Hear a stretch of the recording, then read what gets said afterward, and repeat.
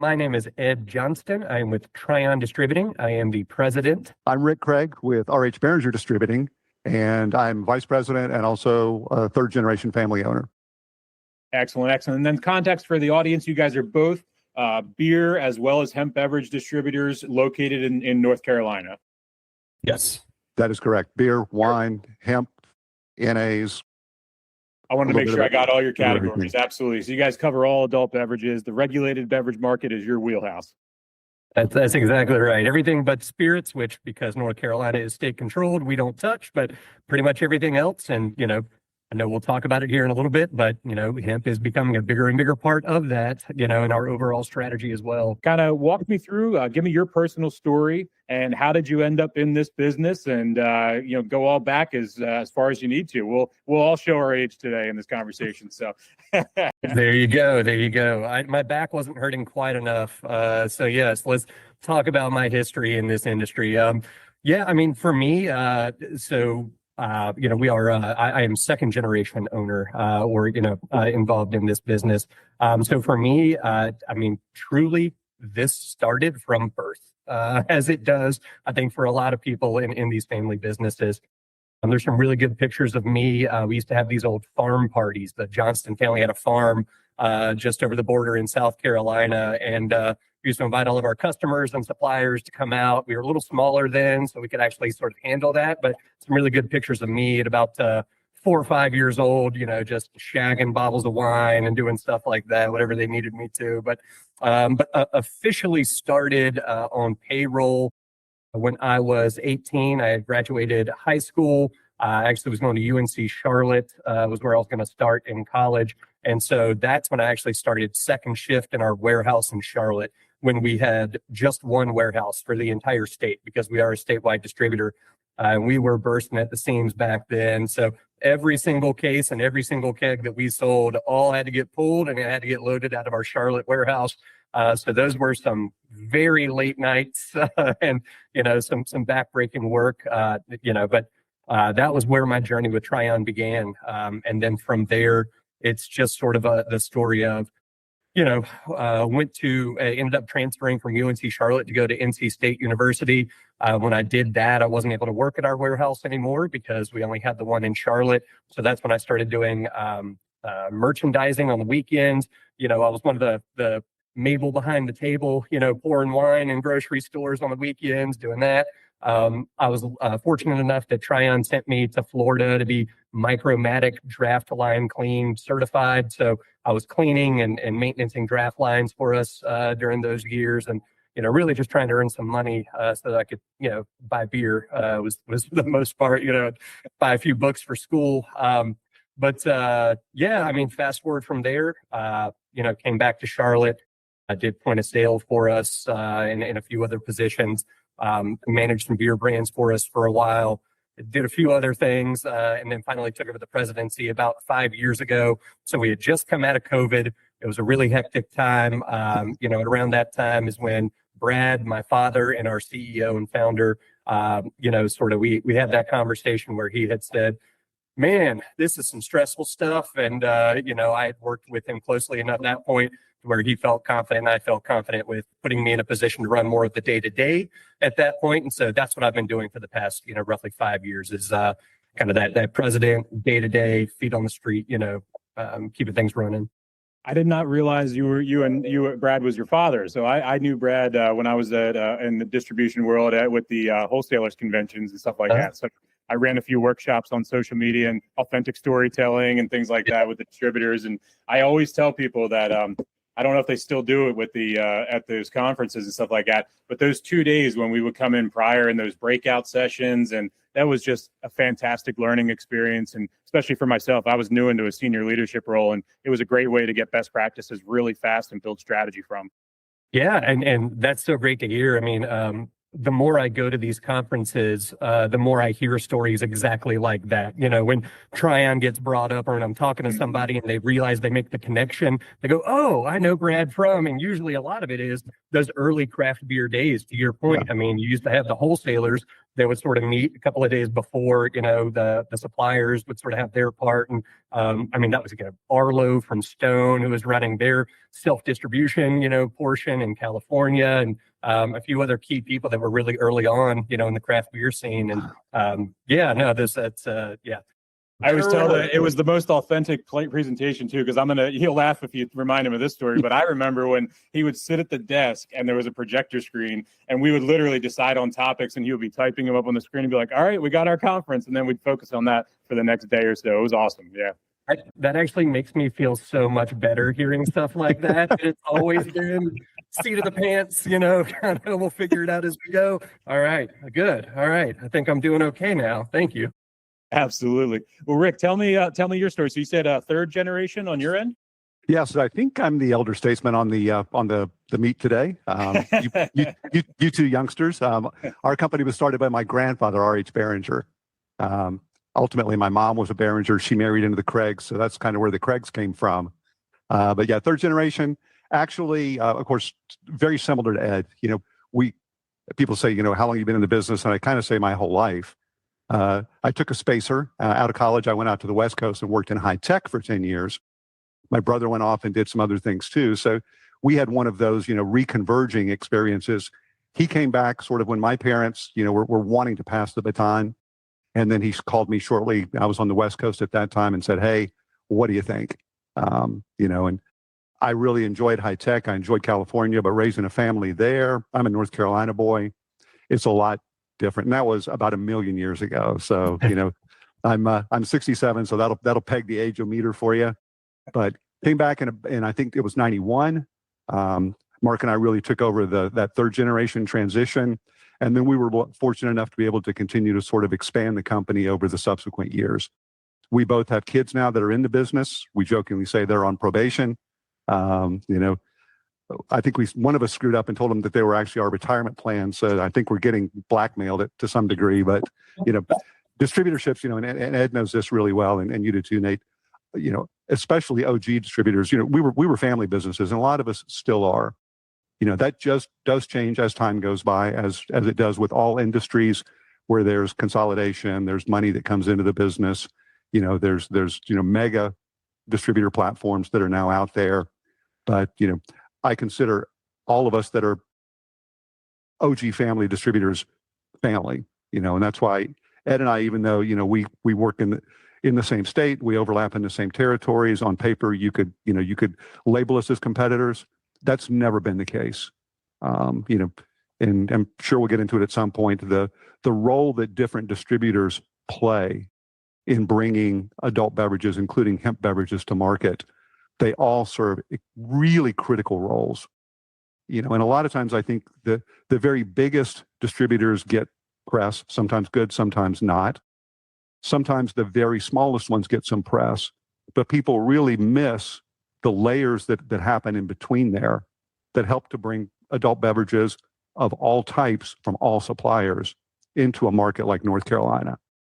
So it's very cool to come together like this for me, and we, especially as the world has changed and we've all broadened our portfolios, we now all work with the same supplier bases. We cover a lot of the same territory, a lot of the same ground, and we share a lot of the same things in common. We share product back and forth when necessary. And, we all work to shepherd, develop, and bring these adult beverage brands into the marketplace. That's one thing I think that isn't talked about as much. And I just having personal experience as well on that side of things, the behind the scenes type of stuff, when there is a lot of multi-stop loads and shared brands and different things like that, there's a lot of calling back and forth and moving product to make sure it's in code, keeping it as high as quality to be able to serve your customers and serve your brands at the end of the day. So I think there's a lot we can get into a whole bunch of that. And I want to connect with both of you guys too. I really am being somebody that also started out at 19 years old, and I started out in breakage. So I don't know if that exists anymore, but that was, So when I was going to college, I worked breakage, then I went to merchandising, then one of the sales reps, when I turned 21 years old, by coincidence, she went on maternity leave. So I got to be 21 years old with a brand new sales route downtown in Philadelphia and an Amex card, and I was off to the races from there. You're a celebrity at that point. You were living life, man. Holy cow. The last couple of years of college were phenomenal, But also sitting and then later on going to being a vice president of business development and craft. the complications that you're talking about, I lived through those as well. So that's something I think I want to talk about a little bit as far as, the share of mind and focus. And you guys were building, you build brands, but you're also building categories simultaneously while building brands. And that perception of the industry and how you go to market is a lot different than, let's say, a founder that might be listening and trying to develop their sales team to sell one brand. You guys are out there teaching your sales rep how to balance a portfolio, how to balance a share of mind. And then from a senior management and middle management area, balancing the share of mind with the brands to keep your suppliers happy throughout the process as well. Right. Well, I can probably start with some ancient history, because we started out as an Anheuser-Busch only distributor. Originally, back when August the 2nd, Gussie Busch was in charge. Through all of the years of August the 3rd, the chief. And really, it was our grandfather's relationship with Gussie Busch that got us in business. And at that time, we had a whopping 3 brands. We had Budweiser, we had Michelob, and we had Busch Bavarian. And that was it. So, having seen the world change a little bit since then, and seeing the role that the distributor plays, as well as the role that the retailer plays, as the world has changed radically, my grandfather certainly could never have envisioned the world looking the way it does today. I strongly suspect he's probably spinning in his grave about the whole adult hemp beverage category thing. And we'll get into it, but it's a natural extension of what we've always done as purveyors of adult beverages, responsible consumption, moderate intoxicating beverages. We viewed, and I personally have viewed hemp as just an extension of those things, and we'll talk about that some more, I know. But certainly the complexity has gone up by orders and orders of magnitude, and we've watched distributors that have successfully adapted to that and flourished, and we've watched distributors that were not able to adapt to that and are no longer in the business. Struggled and then either sold or just simply got out. And I know Ed has seen that as well. We run it separately. We've got a large wine operation, high complexity, high SKU count, high supplier count. We've filled in all the other categories except probably carbonated soft drink with any degree of success over on the other side, quote unquote, the beer side of the company. But if you are not willing and able to be flexible and to adapt aggressively, you're not going to survive in this industry, in my opinion. Yeah, I couldn't agree more. I mean, I think that was extremely well said. To the question, Nate, about having that portfolio mindset. I mean, it's such a good topic, to talk about because, right now for us, I mean, we're an independent, what you would call an independent wholesaler. So we don't have any one particular giant brand. We're not a Gallo house or an AV house or a Miller Coors house. Our largest supplier is an independently owned winery, and we try to focus on a lot of family owned, where we can. Really, it started out as Brad, basically saying, number one, it's stuff he likes to drink. That was, self-serving for sure to begin with. But the other part was, we never wanted one supplier to, to constitute so much of our business that they could start to make demands that, we would feel like we had to acquiesce to in some way. And that model has served us very well. What we're seeing right now, though, again, in that portfolio mindset is having to come to terms with becoming more of a whole beverage wholesaler. And that's a term I've heard a good bit as I've gone to a lot of these, conferences and seminars. Again, non-alcoholic is a good example. I mean, there was sort of a running joke at Tryon for years where it's like, man, if it doesn't have alcohol in it, apparently our sales reps can't sell it. And we don't really care about it that much. Because, man, our reps like to have fun, kind of like we do. We've had to really sort of, rethink about that. And I mean, over the past 5 years, especially since I've been in this role, is really try to say, hey, I know maybe this didn't work for us then because of reasons A, B, C, whatever. But, hey, we need to revisit it now because, I mean, we all see the same statistics and the same data coming out. I mean, it is tough out there right now, especially for us on the beer side. I mean, we have been craft heavy. We have a great import, selection, but really craft is what we do on the beer side. craft is hurting right now. I mean, in a lot of ways. That's not to say every brewery's down out there. Of course, it's not. There's winners even in a down market. Try to align ourselves, with the right breweries. But at the end of the day, we're selling less beer now than we did a few years ago. And so for us, and taking that revenue hit, we've had to really wrap our heads around. So what's that next thing? And I think that's something that we're always asking ourselves is, what is that next thing? And for us right now, I mean, it's hemp beverages. That is that next thing. I mean, we consider this sort of the fourth category. I mean, beer, wine, spirits, hemp beverages, at least in what we do. And it's really helped us in regards to keeping our entire portfolio moving in the right direction. It has been interesting. I mean, because again, it's a new product category. And so for us, one of the big things that we wrestle with was, number one, how do you even get started on something like this, right? I mean, that was a whole conversation in and of itself. One thing that we always knew, though, was we like to think that, we differentiate ourselves to some degree, within the market in North Carolina, by trying to be at least the most knowledgeable sales team out there. And, you have great people like R.H. Barringer and a lot of other really great distributors that do value education and being, truly consultants, not just a sales rep trying to make a sale, but trying to help, your retail partners, develop their list and, what their program looks like. But education has always been key for us. And so that's why we worked with actually a company called Aficionado. They have a little sort of subcategory, Seed Talent. They have a cannabis beverage certification, which is really cool. So it's the only one that we knew of out there. And as soon as we found out about it, we said, hey, we need to learn more about this. And it's a great course. We put all of our sales team through it. And so, everybody's cannabis beverage certified now, which is a fun post-nominal to put on here for sure. But just thinking portfolio wise, I mean, adding a whole new category has been instrumental for us. And it's really the difference between us sort of being up or down in the last 2 years has been the additional revenue that we've seen from hemp beverages. Yeah. I think maybe one of the misunderstandings that people have when they look at a diversified distributor like both of our operations is that, our suppliers are who drive the bus. We kowtow to our suppliers. And especially if you have a big dog in the hunt, like an AB, like we do, then the immediate reaction is, you're just a satellite of supplier XYZ.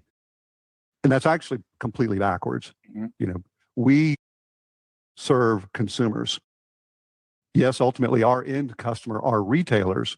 But as we get into how our operations ended up as excited and aggressive about hemp beverages as we are, it all goes back to the consumer. And, when you see a distributor diversifying, and especially on the front edge of a brand new category, generally the business decision was driven by what we see happening at the consumer level. And, I would almost argue we have as much visibility because, we're not a single retailer. We have as much visibility into what's going on with consumers as any retailers do, and more so than most of our supplier partners do. And that's, that is really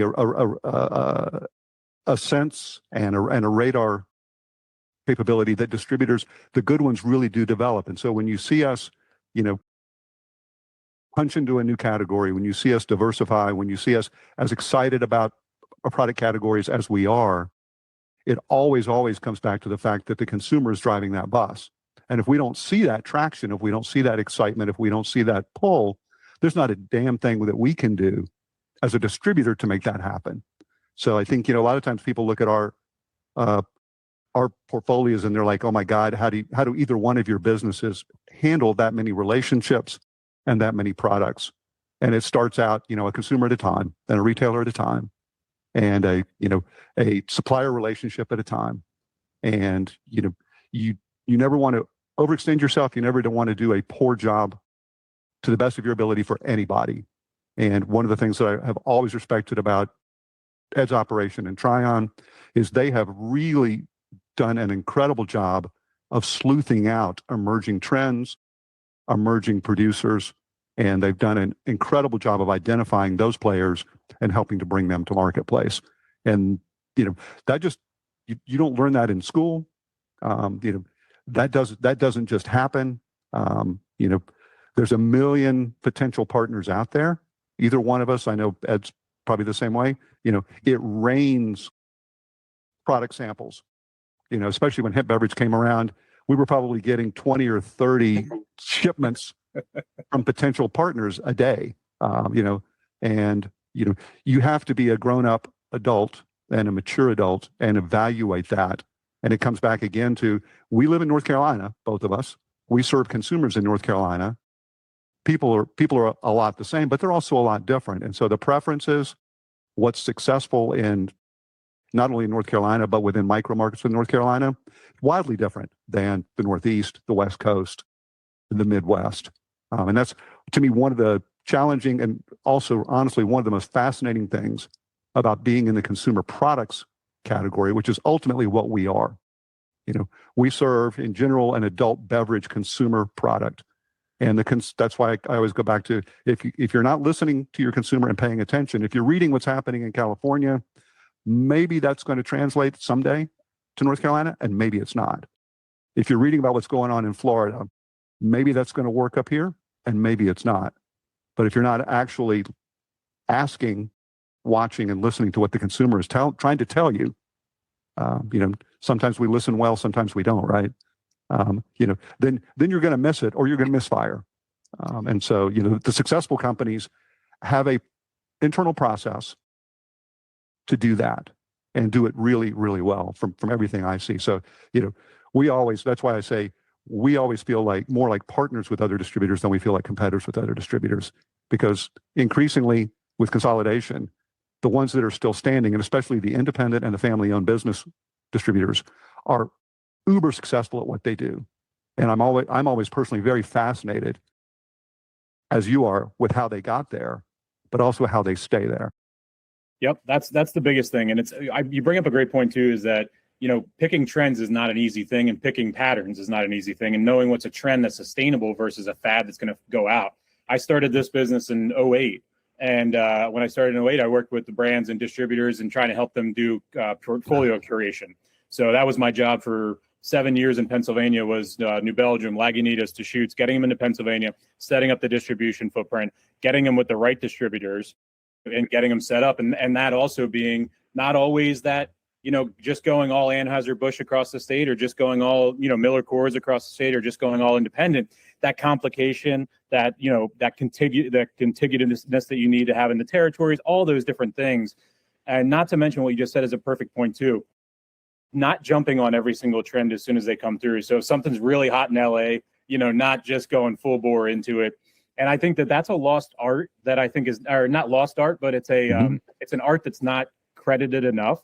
The art of that pattern recognition and portfolio curation, and finding the right market, the right distributor, and then ultimately the right retailer and the right consumer. And I think when you really look at the way beverage distribution is, and this is all categories, it's undervalued in this. And I work with a lot of startups and founders, and I always correct them right off the bat when they're like, "Oh, we just signed with Anheuser-Busch." It's like, you didn't sign with Anheuser-Busch. You signed with a privately owned, family generational legacy business that happens to sell Anheuser-Busch and other products. And they always take a step back, and they're like, "Well, what do you mean? They're the Anheuser-Busch distributor." I'm like, "Do you understand? There's 175 to 500 other brands." And I said, not to mention, it's one of those things that becomes really about your business as a family business. And I say that in defense of all of you, in the sense that you are not just one brand. You are a portfolio of brands, and you've built that revenue stream out of multiple brands. And while those may be your primary brands that keep the lights on, it's not what is all of you. You know what I mean? And I think that's the biggest redirect from a perspective standpoint I'm trying to always do with new founders entering the industry. Let's talk a little bit about hemp beverages and stuff like that. So we have in North Carolina, you guys have a couple little things, and I don't want anything to be dated. This is going to be released a couple days from now, but I mean, it seems like we had a little hiccup there, then we had a little excitement there last week, and now we're kind of back and forth.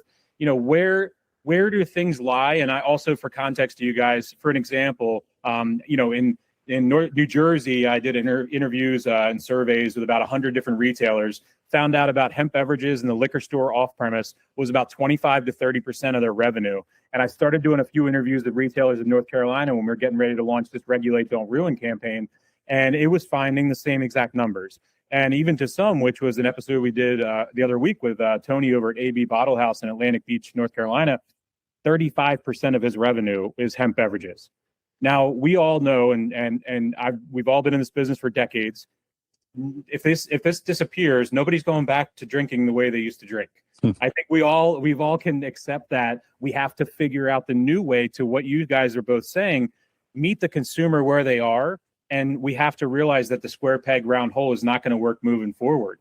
And eliminating hemp beverages is not going to stop GLP-1s. It's not going to stop them spending money on online gambling. It's not going to stop the fact that people aren't doing things the traditional ways and on premise and in the bars.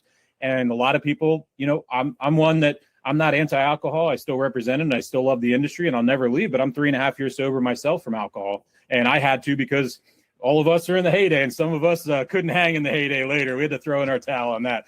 But I tell people when you work in the business, I drank more than many do in their lives. So I'm okay now. But I'm a big advocate of the industry because of the people. And the same reason I'm a big advocate of what's going on in the hemp beverage industry, it's because of the people that, these hemp beverage brands, some of them, we can say there's bad actors, but there's bad actors in everything. We admit there's people that cut corners in every industry that exists, and they'll always try to find the shortest way, even if it's unethical or not principled or from a place of passion.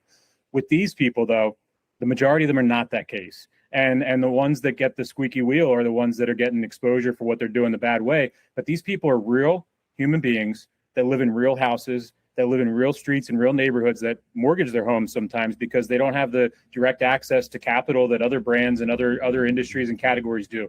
They also run the risk of any day, the next morning, a point of sale system can just decide to turn them off and withhold their funds and freeze their funds. These types of things aren't what we're used to because they're a little bit above and beyond what the regulatory parts are for alcohol. So for me, I get a little extended upon my empathy and my heart for them because of the grit and the determination that they wanted to see this as far as they have, and to see these hurdles as they're facing them. What are some of what's sort of the temperature going on, and is it the same that you guys are seeing across the scale where there's some bars that Tony at AB said if this ban goes through and it all goes out, he's not sure if the bar will even exist past that moment. And that's a ripple that I don't think people are talking about because we're all focused on the hemp cans, but we're not focusing on what it has propped up in the past year and 2 years and 3 years. Yeah, I'll jump in real quick. So yeah, I mean, there's a lot to unpack, in everything you just said. What we are seeing, definitely mirrors a lot of what you were just saying in terms of what hemp is doing, for a lot of our retail partners across the state. So I ran some numbers before we got on just because I wanted to see what the most updated stuff just internally within our system was saying. And I was actually kind of surprised. So just year to date, we have sold at least, one case of a hemp product to over 1,000 unique customers. It's technically 1,003, according to our data as of this morning. But I mean, that's 1,000 retail partners that we have across North Carolina. And again, we're only in North Carolina. So that we're talking all just in-state numbers. Whenever I throw something out, that's 1,000 retailers that to some degree have said, hey, my customer base, is looking for this. They've either asked for it or I find it interesting enough to offer it to them or whatever it may be.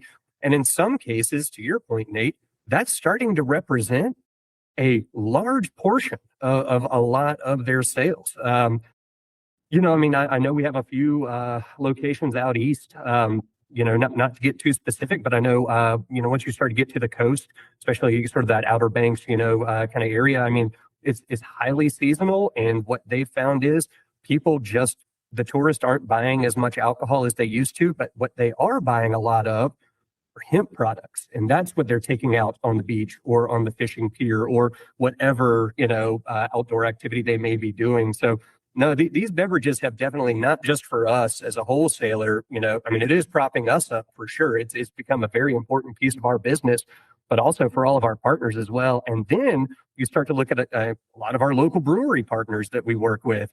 oh my goodness, I mean, a few years ago, we're starting to see that slow down. Things aren't quite how they used to be. And, they're starting to scratch their head a little bit going, all right, what are we going to do? What are we going to do?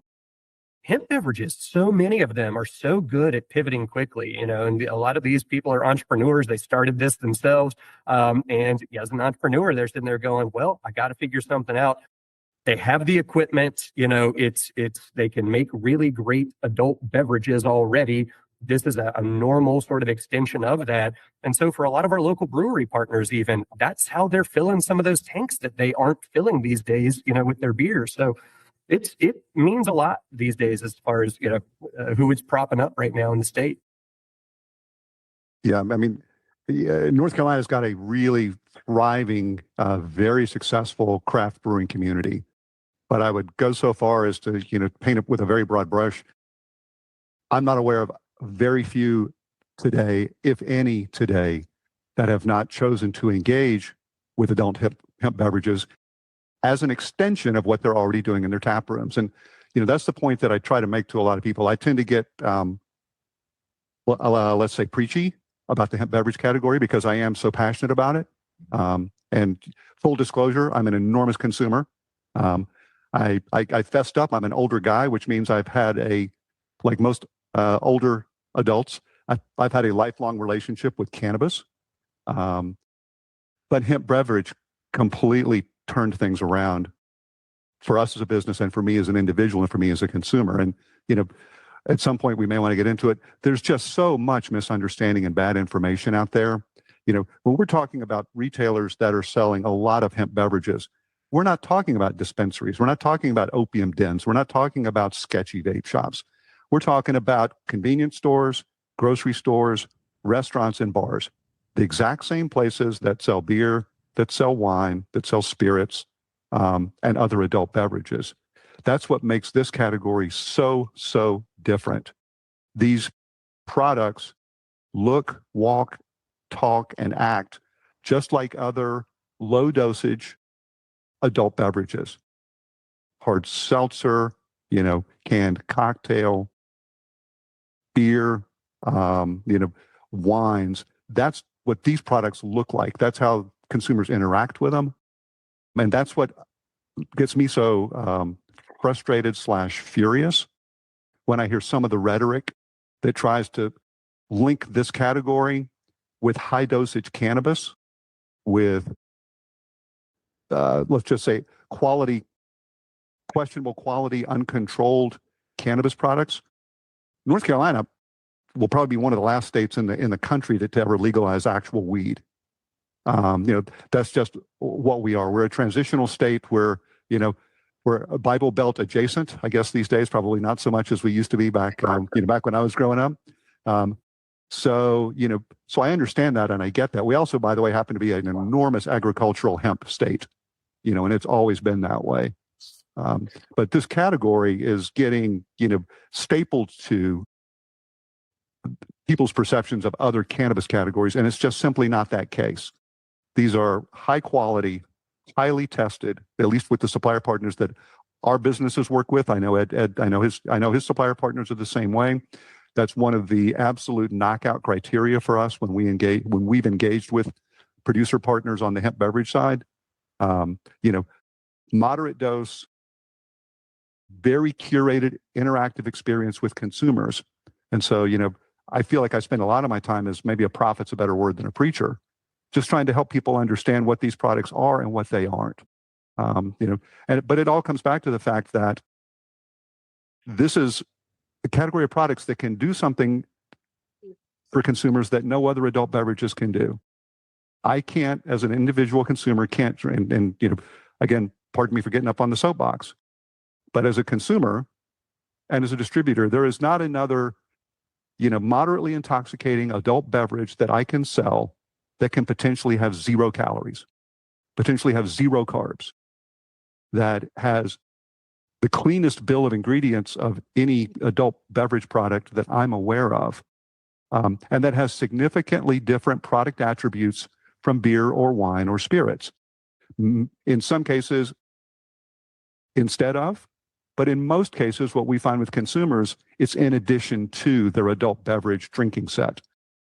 You guys both know, as younger than me guys, but as people that have been in this industry also for a while, the consumer now is drinking very differently than the way they used to. They're interacting with adult beverage products differently than they ever did before.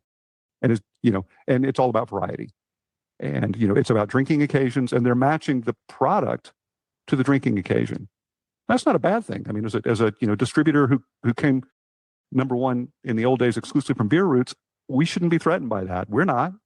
We embrace that. And because again, not our job as a distributor to tell the consumer what to drink or not drink. Our job as a distributor is to try to match producers and products through retailers to consumers. And this category has been like nothing I've ever seen. I know nothing Ed's ever seen in our storied lives as adult beverage distributors. It's a story in that aspect of one of the other pieces is also the transparency. I think it's the clean part you're talking, but it's also the most transparent adult beverage. Like I sell RTDs, but we don't have the nutrition facts. We don't have the COAs. Right. We don't have, we're trusting a lot. We're trusting craft brewers a lot. We're trusting a lot of these guys when a consumer grabs that off the shelf. And that's a piece also that I think as we are as a society trying to look more into what we're putting into our bodies, what we're drinking, what we're eating, things like that. The irony is, this is something that's it has a ban pending and scariness, but it's the cleanest, most versatile thing out there. And I want to read a testimonial because on the Regulate Don't Ruin NC on the website, we have an option for everyday consumers to submit their testimonials. And I have one here that I want to read. This is John, and I want to edit this part out. Is it Buford or Beaufort? I want to make sure I say this correctly. Carolina, it's Beaufort. Beaufort, all right. Yep. South Carolina, it's Buford. That's what threw me. That's what threw me. All right, so Beaufort. You got it, right. Beaufort. Yep. Perfect. Yep. So this is, I want to read a testimonial from Regulate Don't Ruin NC.com. This is John from Beaufort. This is his direct words. As a U.S. Navy veteran, I often defer to hemp beverages in lieu of the VA prescribed pills. Not only does it keep me from becoming addicted to these highly addictive pain pills, but it's also cheaper. If this option for me goes away in North Carolina, I will likely move my family to a neighboring state that has already approved legislation. I think that right there is one of the most powerful things, and I've read it multiple times, and I get chills every time reading it. And that came in last week. I mean, once we change the narrative from questionable statistics to actual people and individuals, every consumer that's interacted with adult hemp beverages has got stories like that. I share my story widely. I share it with my company. They all know, they know why I'm such a huge cheerleader for these products. Part of it is absolutely as a business boy, but part of it is also as a senior citizen who is fortunate to have not a lot of aches and pains, but I've got them. Fortunate to sleep pretty well, but not great. And a light regimen for me of adult hemp beverage products leading into Rick's bedtime has completely transformed my sleep. And if they go away, I'm afraid of what I'll have to do. And we understand regulated products. We all on this conversation understand regulated products very, very well. And we're huge fans of appropriate regulation. 100%. It's worked incredibly well ever since prohibition for alcohol. Some learning curve. We figured it out. It is I think it's the most intelligently regulated marketplace in the world for adult beverages. And what we're looking at with adult hemp beverage is that model, that program, those guardrails are exactly appropriate for this category, the same way they have been for the other adult beverage categories.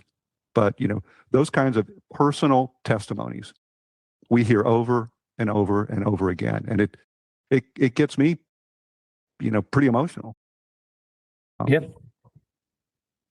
Yeah. So something, Anecdotally, our executive vice president, Angie Packer, she has this group called Women on Wine. Wow. And they meet on I think it's a monthly basis, but really regularly. And, it's just women getting together, enjoying wine, learning more about it and that sort of thing. I happened to be in our conference room one time when one of the ladies that's part of that group was actually, I think, dropping off some wine glasses or something after the fact. And we just started talking. She saw some hemp beverages that we had sort of behind the bar on display. And, we just started talking and kind of right to your point, Rick. I mean, she said, yeah, I love those, and this was unsolicited. I said, oh, that's really great. She said, yeah, it's so much better for me to drink one of those before I go to bed, because it helps me sleep and it does help with some of my discomfort and all that stuff, versus the 2 glasses of Chardonnay and a sleeping pill that I've had to, have. It's one of those things where it's like, I to your point again, Rick, I think you said this is not some, seedy back alley kind of product that we're talking about. This isn't just, oh, these stoners, want to have these products. This is literally in family-friendly grocery stores. It is in Total Wine. It is in, all these retailers that truly are well-lit, knowledgeable people. They have a good assortment, again, they'll talk to you about the product, what's different about this one versus that one, what this milligram cap means versus that, start low and slow and everything. They'll do it the right way. And, what we see is, one of the main demographics here, women 40 to 65, is what we've seen a lot. And then there's a lot too, sort of the second largest is really 65 and up, as well. It's all those people that you go, these aren't, again, these bad people, these, these ne'er-do-wells, these are people like you and me. And Rick, I'm right there with you too, as far as my personal consumption. Honestly, the only reason, we're about a 300 person company. The only reason it wasn't 1,303 customers is because I took out employee purchases when I ran that number. It would have been higher because, so many of us have found, here that, it has a place. And exactly like you said, Rick, usually it's in addition to, it's that, hey, every adult beverage, in my opinion, and I think what we see a lot is every adult beverage has a time and a place. And look, depending on where you are, who you are, what you're going through, what experiences you're having in life, this or that, it can all work well together at the end of the day. And again, it should be regulated in largely the same way. It's hard for me to draw a line of difference, as a consumer and as somebody who sells this stuff, between being able to buy a 6-pack of beer or a bottle of wine at your grocery store versus a 5 milligram or maybe 10 milligram or something like that, hemp beverage at that same location. And again, one of those, you might have a little bit of a hangover the next day if you overindulge. The other one, you're not. And you do know exactly what's in it, and it's been through rigorous testing, because that's what that industry is having to do and should be doing, is to say, hey, look, this is all on the up and up. All of our cards are on the table. We are as transparent as we can be. Here's everything you could potentially want to know about what went in this can. And those are the ones who, in lieu of regulation, just common sense regulation, which I know we'll talk more about that. But in lieu of that, that's why, Rick, y'all at R.H. Barringer and us at Tryon and all of our compatriots across the state, we have a duty, right now, and we will, even if we get some regulation that does pass this common sense. But we have a duty right now to make sure that we're only bringing on the suppliers that can show us, those lab tests and, have all the right processes in place, and they're the right people, and we vet them. I know you're probably like us. We vet our wine and beer partners intensely, but in this category, it is even more intense when we vet them, because we cannot allow bad actors into this space. It will ruin it for everybody. It'll be that one instance that makes somebody's crazy claim feel a little bit more valid. And, that we can't let that happen. We've covered state regulatory issues. We've covered the need for regulation. We've covered the similarities of how similar these products can be treated through the 3-tier distribution system, through the same certified, bartenders and serve safes and all those training programs, aficionado. We just listed off so many things in an industry that has only been around for really 2 to 3 years in the subsector of hemp. And then to already have an education platform, a regulatory guardrails, things like that are self-imposed. That's the other credit I think we don't lose this, those of us on this call, but the public at large, and sometimes the lawmakers have trouble understanding how much has been gone into this, when really there's no enforcement of all the effort they've put in practice, not just on paper. These aren't just things where they're saying, we promise we'll do better. That's not this conversation. This isn't we promise we'll do better. It's literally saying, just, make a law out of what we're doing right now and enhance anything you need to from there. But the framework is here. The foundation is here. The passion for safety is here. And just continue to let the access to Americans be able to choose what they want to put in their bodies and allow them to make those decisions on their own within a regulatory framework, as which we've kind of talked about today. But I want to thank you guys. I want to thank you guys also for coming on, not just because of all that, but because there's no questions in advance. And I do this as a humoristic thing, but most times people get uncomfortable and they don't want to come on without any questions. They don't know what's going to happen. And I appreciate you guys trusting me with your story and participating in this part of the series of Regulate, Don't Ruin NC. It's super important that North Carolina residents have access to these products, especially because it's a state where it already is on the shelf. We're not talking about a state that we're looking to get it on the shelf and fight that battle. I'm fighting that battle up in Pennsylvania and some other areas as well. But in North Carolina, it is on the shelf. So if you live in North Carolina as a business owner, as a resident, and you care about what's on the shelf and you care about access and you care about your neighbor, because even if you're not a consumer, just like Rick was talking about and just like Ed were talking about, your neighbor probably consumes this for the same exact reasons, whether it's recreational or it's a medicinal self-medication that they're doing because it works better than what they were doing prior. That's progress in the health and well-being and mental stability of somebody's life. So I think everybody, even if you're not a consumer, hop on the website, support your neighbor, because I guarantee in your development, there's multiple people that are using these and it's accelerating the progress of their life in a positive way. So thank you guys so much for coming on. I really appreciate it. Nate, we really appreciate you, brother. And what you're doing, because, helping people understand, and it goes beyond getting the word out. This is much more than that. Obviously, hopefully people have gotten a touch of that in this conversation. It's highly personal. They're highly personal conversations. They're fun conversations to have one-on-one with individuals. But, Ed and I can only get out and see and touch so many people each day. So your platform, the voice that you're giving to this, is so critical right now, because there is a lack of information. And to be honest with you, there's a lot of bad information. There's a lot of rhetoric out there that just simply is not true. And if I'm being, I guess, more gracious, maybe I'll just say it does not apply to the hemp beverage category. A lot of it is just simply not true. And I'm a big fact boy. I'm a big science boy and I'm a big fact boy. So, anybody that believes that the only reason that Ed and I are in this category, in the hemp beverage category, is because, we're mercenary business bastards, I can guarantee you that is not the case. Both of us. You wouldn't have come on this episode if you were. I know those guys. And I do too. But I would say that all the people that I know that have chosen to engage with this category did extensive due diligence on the very front end. We did. I know that Ed's company did the same way. We were not going to do something that was going to be bad for our businesses, our families, our states, our consumers. That's suicidal.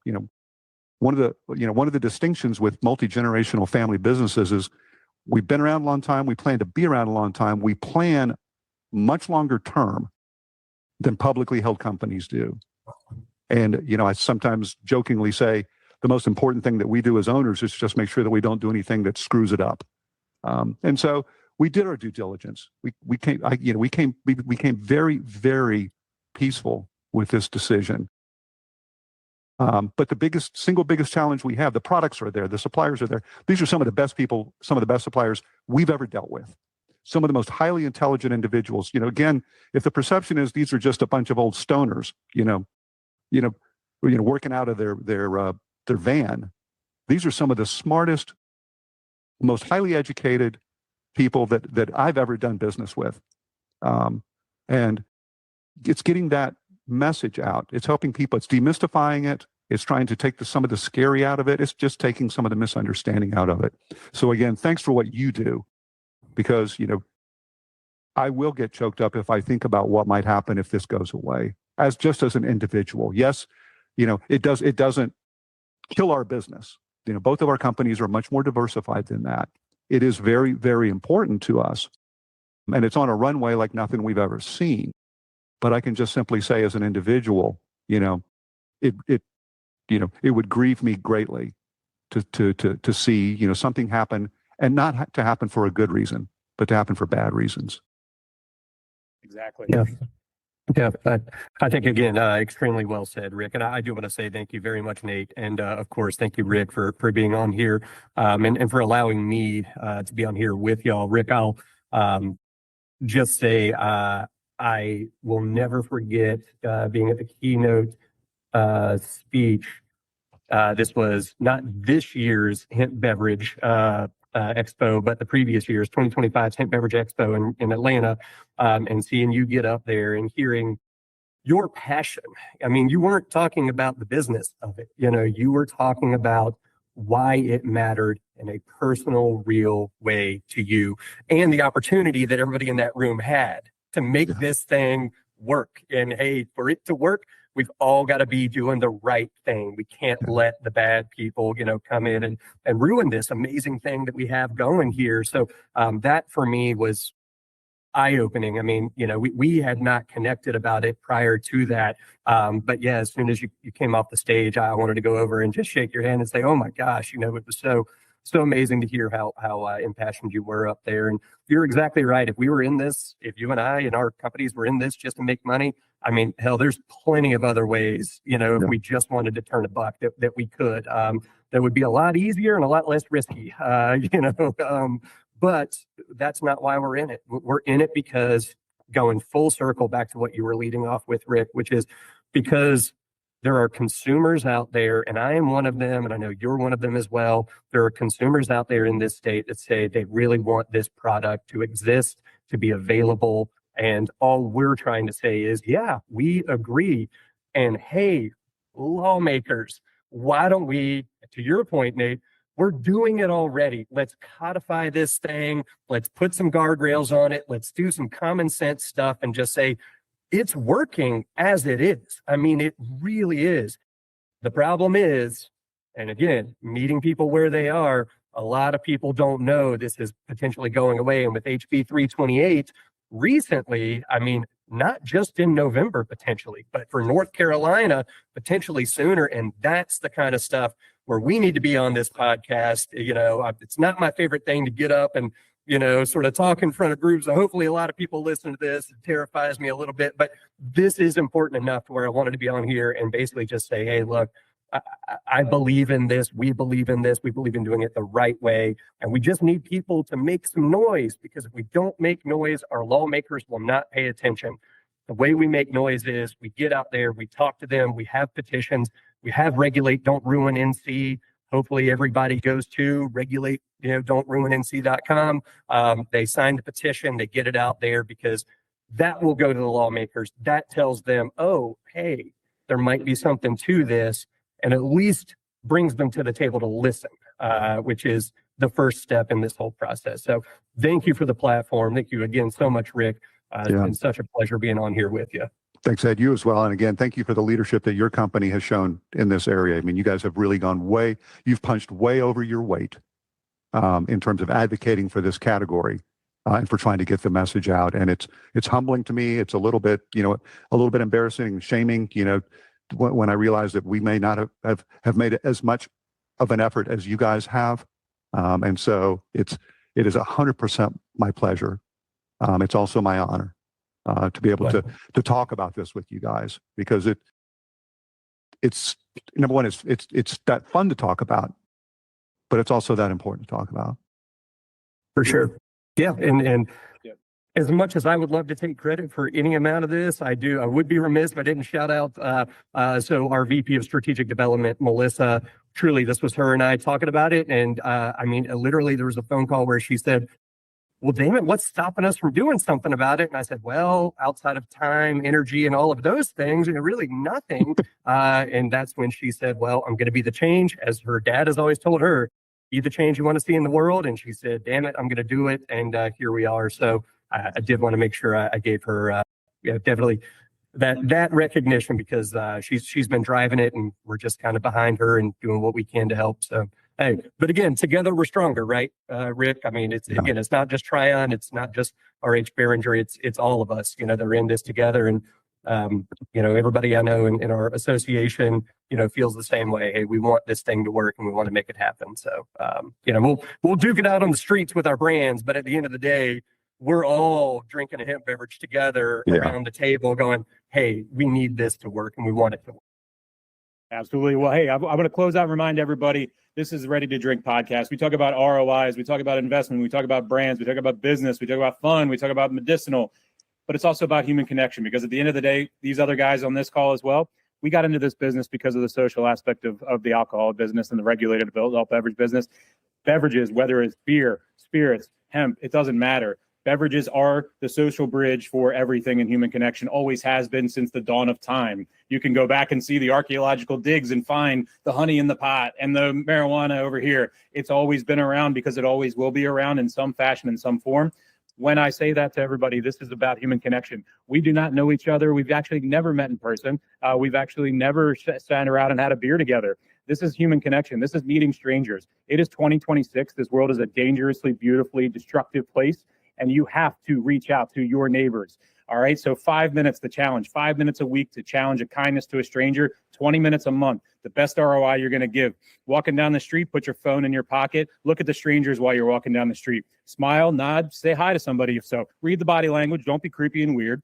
But when you're at the gas station filling up that cup of coffee, nudge the person next to you, or just say, hey, how you doing? And shut your mouth. Listen to their story. Give 5 minutes of your life a week to a stranger, 20 minutes a month. I promise you, if your life is full and you have the husband, the wife, the dog, the picket fence, I don't care. You have an obligation as a human being on this earth to put positivity out there, and it costs you nothing. So please understand, everybody that's out here. I'm not saying any of this to be scary. I'm saying this to inspire you to take the time, slow down every once in a while, and put some good things out there. Thank you, Nate. I mean, some of those powerful words, I've heard in a long, long time, brother. Thank you. I appreciate it, guys. I come here from a place of principle and passion for everything that we do. And I have a very polarizing personality sometimes, and a very duality of being a sober guy and running a show called Ready to Drink. And that was the irony, because I own my sobriety in a humoristic way. So that's why I called it Ready to Drink, because I always was. Yeah. So, but I also want this to be something good for people, because there's times, and I talk about this on many episodes, where I was not in a great place in my life. No. And there was people that reached out and helped me and saved my life, literally, not in a figurative, not in a metaphorical. And for you, Rick, as well, Hemp Beverages helped. I tried to quit drinking 4 or 5 times before it actually worked. And I'm going to give credit to everybody. It wasn't until Hemp Beverages came out in 2022 and non-alcoholic beer stopped tasting like shit and started tasting good. Actually, and I finally got the bridge I needed in the crutch. So, yeah, amen. Honestly, if I can leave this podcast and everybody listening to it with one thing, it will be: we have to make noise. We want our lawmakers in North Carolina to understand that this category is real and it's important to a lot of people.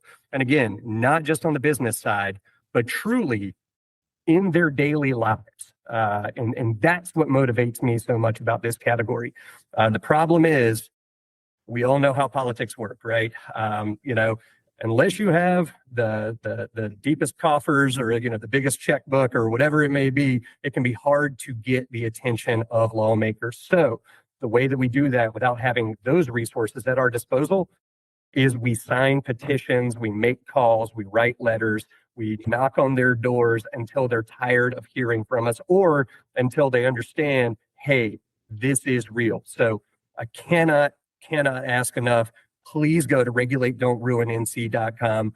It's super quick. It's super easy. You fill out some very basic information. And what that website will then do is it takes where you are as far as your address, and it says, okay, you're in these, this jurisdiction, these counties, blah, blah, blah, sends it to all the right people for you. So you don't even have to know exactly who it is necessarily that's representing you. All you need to know is you signed the petition and it goes to the right people. And that's how we make noise. That's what we can take to them to say, hey, look, in our first month of Regulate Don't Ruin, we have over 1,000 signatures already, which is phenomenal. And we're getting retailers signing on every single day that are putting up these QR codes that we have in the aisle where everybody is shopping, where there's the built-in audience, buying these products. Again, meeting people where they are. We want to meet you in the aisle as you're reaching for that hemp beverage.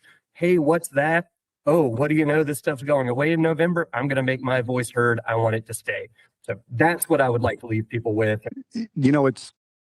It's basic human nature, I think, that we always tend to look to someone else to take action. You can call it laziness, you can call it inertia, whatever, and I put myself in this same category. Here are the bottom line facts. The adult hemp beverage category can go away completely in November or before, as Ed said. It's actively being shut down at both the state and the federal level by certain groups of individuals. So if you, people that you know and people that you love, look at adult hemp beverage as something that they want to keep around in a safe, controlled, regulated way, then every single one of us needs to take action. And Ed's company has stood up the website, regulatedontruinnc.com, that makes it absolutely easy. It'll show you exactly what you need to do to get your voice in front of our legislators and simply to let them know that there's a lot more of us than they realize. But if you don't choose to participate, if you don't choose to stand up, whatever phrase you want to use, and it goes away, then pardon the language, but then it's your own damn fault. And so please take the few minutes, just a handful of minutes that it takes. If this is something that is important to you, as it is to me, as it is to all of us, then please take that single simple action, go to the website, regulatedontruinnc.com, and just simply register your voice, because it makes a huge difference.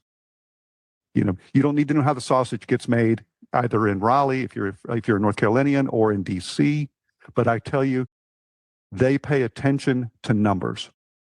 We know they pay attention to money, but they also pay attention to voices. And they have staff that count every single voice on every single issue. So if you think your one voice doesn't matter, you're wrong. Okay? So please, please, please join us in keeping something moving and going forward that has come to mean so much to all of us.